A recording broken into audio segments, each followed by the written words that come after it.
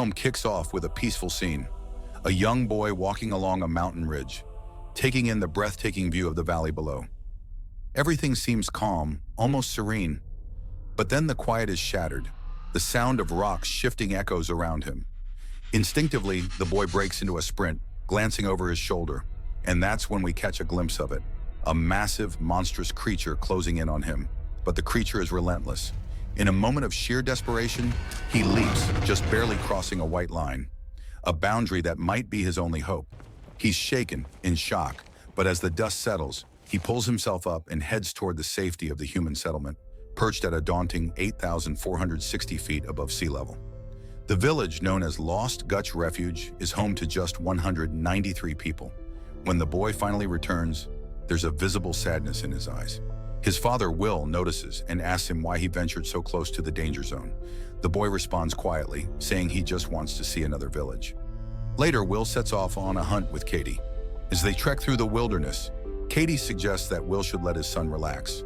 After all, he's the only child in the valley. But Will's response is somber. He tells her that his son keeps going near the line because it's the last place he saw his mother. They return from hunting a deer, and we shift to Nina, who's busy crafting bullets and practicing her aim, clearly preparing for something much larger than herself. As night falls, the mood shifts to a darker tone. Will is tormented by a nightmare. He sees Tara, his late wife, who was tragically killed by the Reapers during an expedition with Nina. Will wakes up drenched in sweat, gasping for breath. His son, alarmed by his father's distress, quickly stirs, worried about him. The next day, it's Will's son's birthday. Will exchanges his last bullets for a simple pack of mac and cheese, telling his son that he'll be going to a village below the white line to get new filters. That night, his son suffers another attack, unable to breathe without oxygen. Will, heartbroken and helpless, administers an injection to stabilize him and gently puts him to sleep. Determined, Will goes to Nina, asking her to join him on a dangerous mission to save his son. Nina knows more about these monsters than anyone. She worked alongside Will's late wife, Tara, in a lab researching the Reapers before their lab was destroyed. At first, Nina refuses. She sees it as a suicide mission, warning Will that the creatures will surely kill them both. But Will's resolve doesn't waver. He insists that he'll leave in the morning, with or without her. After Will leaves, Nina drowns her doubts with alcohol and gets lost in memories of the day Tara was killed.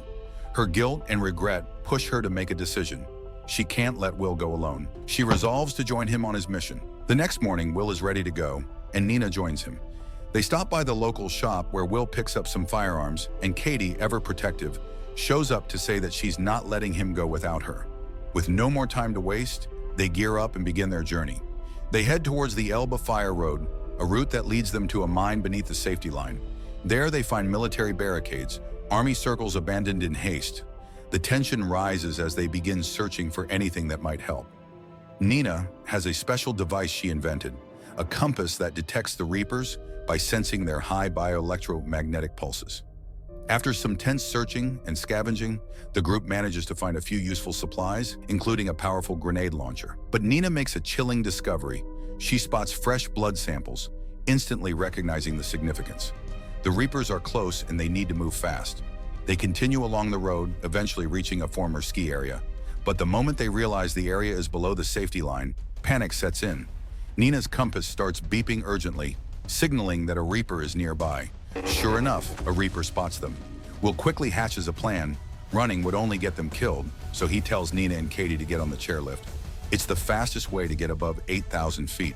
But just as Will goes to power up the lift, the power's out, and the Reaper is closing in fast. Katie fires a grenade at the creature, but it keeps coming. Another grenade, still no luck. Desperation sets in.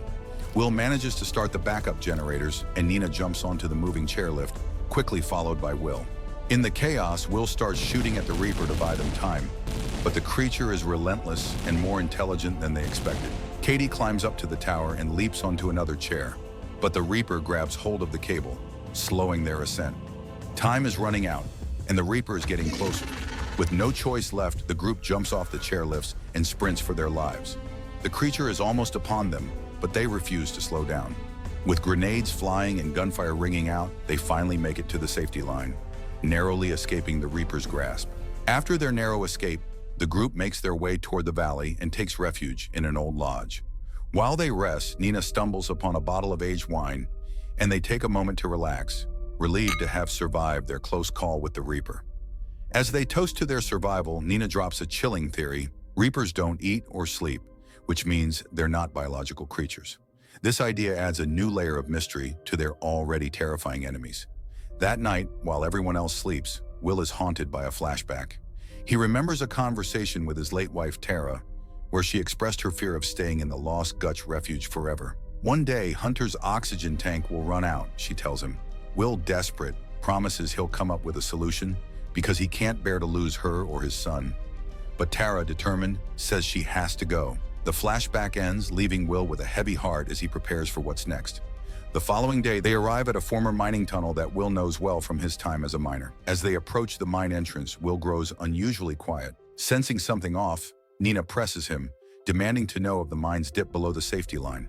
After a tense pause, Will finally admits the truth. Parts of the tunnel go dangerously low, but Will refuses to turn back. His son's survival depends on this. Then Nina delivers another blow. The lower levels are even deeper than they thought. Worse, her compass won't work underground, leaving them blind to whatever lurks in the darkness. As they enter, they're met with a grim sight. The level above the safety line has been welded shut during the initial invasion, trapping them with no easy way out. But Will, determined as ever, pushes forward. He will find that oxygen for his son, no matter the cost. Meanwhile, Nina warns them that the Reapers can sense their oxygen in the dark and live in the tunnels. Suddenly, a noise echoes through the tunnel. The air is thick with tension as they look back, and there it is, a Reaper. Will shouts for them to run, firing his weapon at the creature, but the shots have no effect. Nina spots a small hole in the tunnel. They rush inside to hide, praying they can escape the creature's deadly reach. Realizing their only chance, Nina urgently whispers for everyone to hold their breath. The Reaper moves through the small space, inspecting every corner, but Will can't take it anymore. And in a desperate attempt to distract the creature, he fires a grenade. Meanwhile, Katie notices a faint light coming from a small hole. They begin tossing rocks and digging at the sand, but just as they're making progress, disaster strikes. The Reaper spots Katie. Will lunges forward trying to grab her, but the creature is too powerful. The Reaper pulls Katie away from Will's grasp, killing her and dragging her off. Both Will and Nina are left in stunned silence. Nina snaps Will out of his shock and urges him to run before the Reaper returns. Without another word, they race through the tunnel, escaping the nightmare long enough to reach the surface above the safety line. Once they're safe, Nina reveals a plan. She wants to return to her lab to retrieve her stockpile of magnesium. Her theory is chilling. The Reaper's impenetrable scales likely have a magnetic defense mechanism. But if she can create a bullet laced with magnesium, it might just penetrate their armor and destroy them through internal combustion. With their next move planned, they find an abandoned car just outside the safety line. They check the engine. To their relief, the car roars to life, and they're finally on their way, racing against time to save Hunter. After reaching Boulder, Will and Nina finally locate an abandoned hospital where the oxygen filters might be. The hospital is eerily silent as they move quickly through the floors, where they find a few oxygen storage rooms. But Will's search comes up empty. He can't find the oxygen. Just as panic starts to set in, Nina's compass picks up a signal. She urges Will to hurry, and he bolts into another room. He finally spots the oxygen. But as he grabs it, the Reaper finds them too. A deadly game of cat and mouse begins. The hospital becomes their battleground as they desperately try to outmaneuver the relentless creature. They escape into a ballroom, gasping for breath. Will spots gas canisters and hatches a plan. As the Reaper closes in, he shoots, triggering a massive explosion that hurls the creature across the room. Nina, hiding behind a door, peeks out. It's finally still. But their relief is short-lived. Will is more focused on getting back to his son. With oxygen in hand, he insists they head back to save Hunter. But Nina challenges him, reminding him that this isn't just about his son, it's about the rest of the world too. Moved by Nina's words, Will agrees to stay and help. They set their sights on her former lab at the U.S. Department of Energy, hoping to find a way to stop the Reapers for good. When they arrive, Nina immediately begins experimenting on a Reaper's metal fragment to uncover a weakness. While searching the lab for supplies, Will stumbles upon a dusty framed photo, Nina with her husband and children, frozen in time before the world fell apart. He wipes off the glass and quietly hands it to her. Nina freezes, her breath hitching. The weight of everything she lost crashes over her. She grips the photo tightly, her voice shaking as she confesses her deepest regret, missing her children's last game. Her husband had taken them, and that was the last time she ever saw them. Tears spill down her face as she admits she's not just fighting to survive, she's fighting for vengeance. Will, stunned by her raw grief, finally understands the depth of her pain, but there's no time to dwell. The mission isn't over. Nina tells Will he can go back to his son while she stays behind, determined to find a way to end the Reapers once and for all. Nina's research continues, and after several failed attempts, she finally mixes magnesium into a bullet, hoping it will kill the Reapers. But then she has another idea, adding cobalt to the mix. She wonders if this new combination will be enough to destroy the creatures. Her answer comes when a Reaper breaks into the lab. Nina fires the magnesium cobalt-laced bullet. Will speeds toward the safety line, but his tires blow out. With Reapers closing in, he abandons the truck and sprints for his life. He sprints through the rocky terrain, adrenaline surging. He's almost there, just a few more steps to safety, but then he looks up and sees more Reapers coming down from above. Will shoots at the Reapers, but his bullets are useless. Nothing seems to stop them. Just when all hope seems lost, Nina appears. She fires the cobalt magnesium bullets she's developed, and with each shot, the Reapers explode in fiery bursts, their bodies torn apart by internal combustion. Breathing heavily, Will looks at Nina, grateful for her timely arrival. As they approach the fallen Reapers, they make a shocking discovery. These creatures are not biological, but machines, advanced constructs built with alien technology. Nina's long-held theory is proven correct. The Reapers don't eat, sleep, or even seem to have a biological need for sustenance. After a long, silent journey, they return to Lost Gulch. Will is finally reunited with his son, Hunter, and the reunion brings a moment of bittersweet joy. They've survived, but the fight is far from over.